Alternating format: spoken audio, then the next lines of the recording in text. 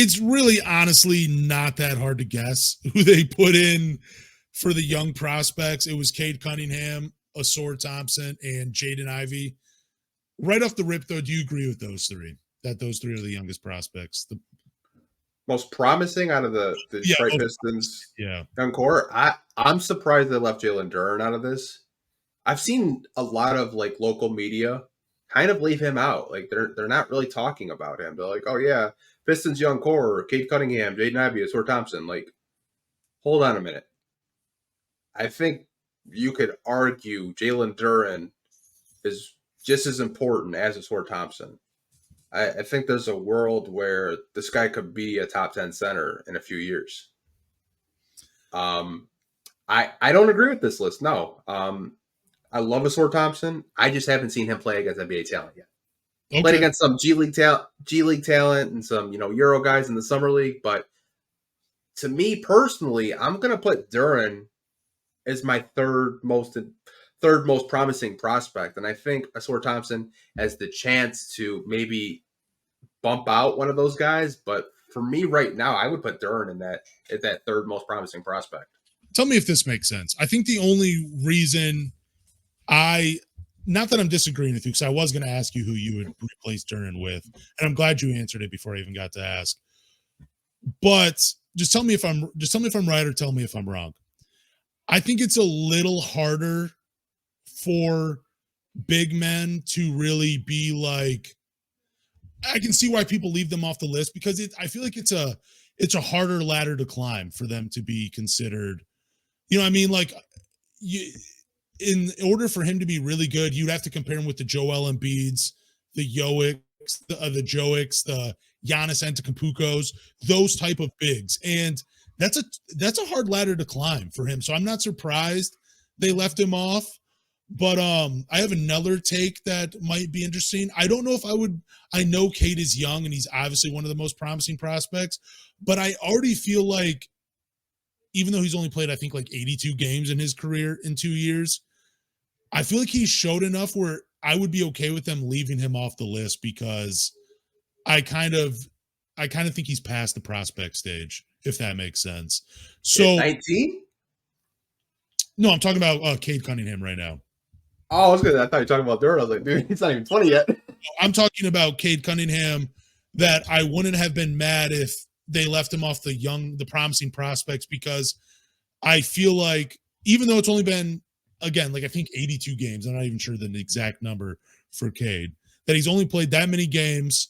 I feel like he's already showed enough where I really don't consider him a prospect. I consider him just a young ball player. Like, he showed me enough where I'm like, yeah, I don't care if you leave him off the list. That's fine with me, because he's already showed me enough. He already looks like an all-star, in my opinion, than just a promising player, if that makes sense.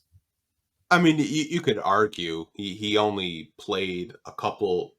They didn't play a full rookie season because he had an ankle injury coming out of training camp, and he only played 12 games. So, like, when I look at a promising prospect, and I'm really hyper focusing on prospect, if you're under 25, to me, you're considered a prospect. Okay. So, or even 20, you could even say 24 or 23. And all these guys are. Asor Thompson's older than Jalen Duren. Think about that for a second. It's pretty great. It's pretty funny. For me, I'm higher on Jalen Duren because I feel like out of all of these guys, he has the potential to be a elite lockdown defender. He has the potential to be, like Monty said, not a top 10 center, but a top 10 player in the league. That's how he feels about him. And I could kind of see the vision of what Monty Williams sees, because we've maybe seen 5% of what the kid's capable of last year. We saw that mid-range shot. He's got a nice handle. He can. We saw him protect the rim coming off the bench last year. It seems like he was swatting everything. I think there's so much there with him as Pistons fans we haven't even seen yet. But don't you think it's still like it would be tougher for Duren to reach those heights than any of these other three? I don't think so. If you have the right coach and development staff to unlock it, and you have two elite guards, you could even throw Asor in there because he's a great playmaker. Like, all three of those guys, Jaden Ivey, Cade Cunningham, and Asor Thompson, are going to be able to feed him and get him passes where he can dunk it.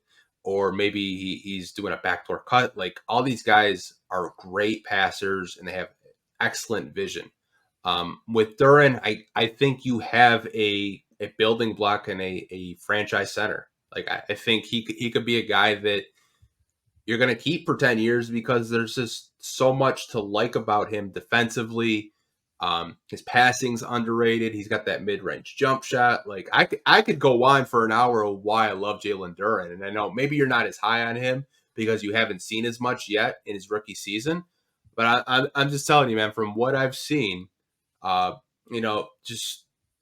just throughout going back and watching some old high school games, watching some AAU stuff, like, there's so much there we haven't even seen yet.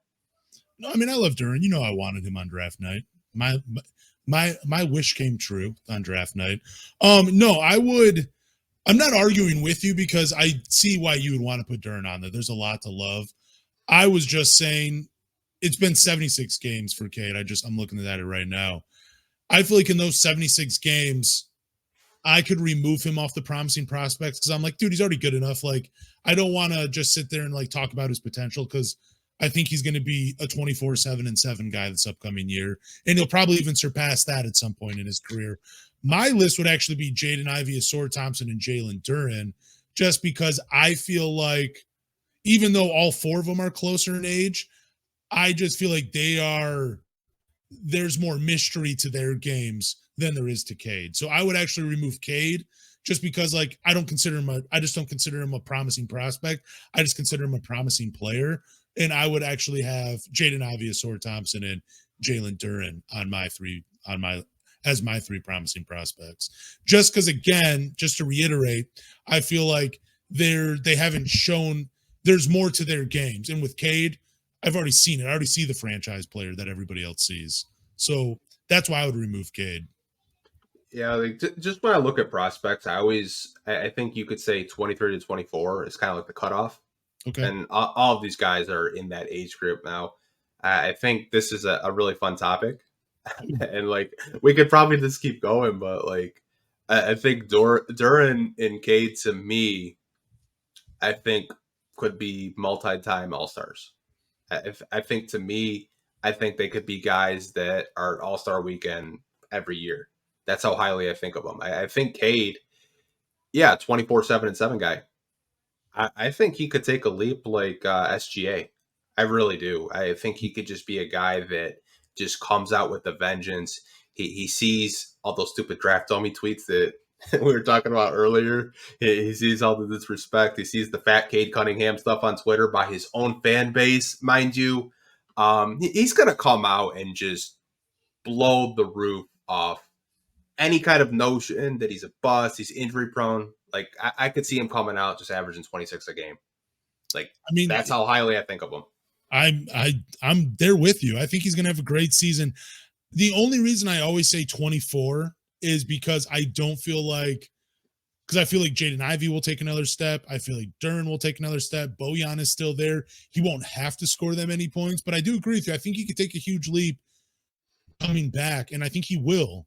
I just think he'll average out to around 24/7, and I think that's fair.